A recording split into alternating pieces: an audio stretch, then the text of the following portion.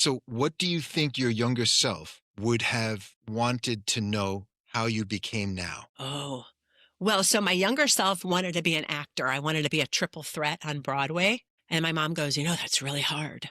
And so I went into politics. Go figure that one. But I think, and now I'm involved in the community theater and I play at open mic nights and I jam with some friends. So all the things like, don't worry about you not having a profession in the creative arts, which is something you love. It fuels you now. You will have an opportunity to express that and experience that, even though you didn't go into that line of. That was a good question, Nick. Do you do this for a living? I I went with what you go with, which is you're bringing people back to a moment in their lives that has an impact on them. And there is a purpose that that behavior served for people, for you, for all of us as a youngster to cope and to get us through all the grades until high school and then college and then after college and then working. And then we get our experience. And you're certainly a person who loves to have an experience and is not too worried about the hardest thing I struggle with when working with young people is to let them understand, to really embody what a growth mindset is. You're going to make some mistakes, you're going to mess up, but you've got to learn from that, and you cannot become devastated, which is where it always brings you back to these young kids, these Gen Z kids, and whoever comes afterwards.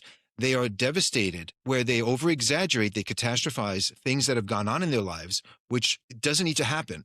What you've been able to do is you've taken an event, something that's happened while you were growing up as a young adult, as an employee working as an adult, and you've been able to adapt and be as resilient as you are and reframe and cognitively reframe and emotionally reframe and then provide a structure for all that and then really like guide people through this. And that this is where, again, I'm going to go back to just watching the work and hearing what you've been able to accomplish.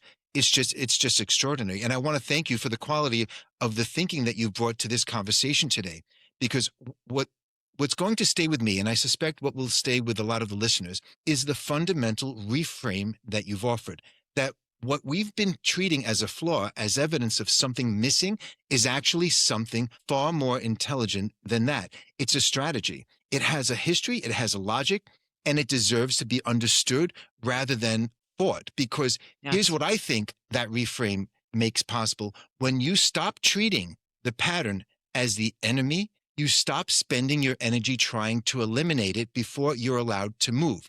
You stop Yes. waiting to feel ready. You stop Yes. outsourcing to the absence of discomfort, and you start doing something much harder and much more honest. You start learning to lead from exactly where you are with exactly what's present without needing it to look different than it does. That is not a small ask, but it's the right one. What I also want to acknowledge is the courage you embedded in what you modeled throughout your life, really letting the pattern be visible rather than contained, because everything in us, when we're activated, wants to make it look like it isn't happening. There's a denial factor. And you made the other choice, and something opened up because of it.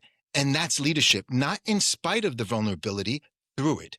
For everyone listening, if something specific that they are learning from you, it just has a greater level of impact because you're presenting it and you're living proof of it. So I just want to thank you Thank you. for all that you've Thank you for mentioned. saying all that. And it made me think of 2 points. One is for those Gen Z listeners and for those Gen Z that you are working with, people quite honestly won't remember what happened that had you fail. What they're always going to remember is how you dealt with it. Did you spiral, go inward, or did you ask for support? Did you contemplate, reflect on your actions and see what you could have done differently? Did you take yourself out of that situation because it wasn't healthy with you for you?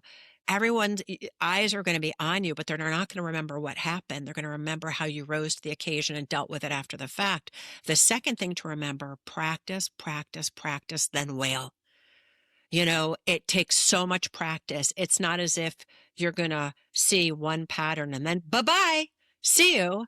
The brain's going to go, wait a minute, you thought you saw that pattern. I'm going to mess with you even further, and I'm going to test you again to see how good you did the last time.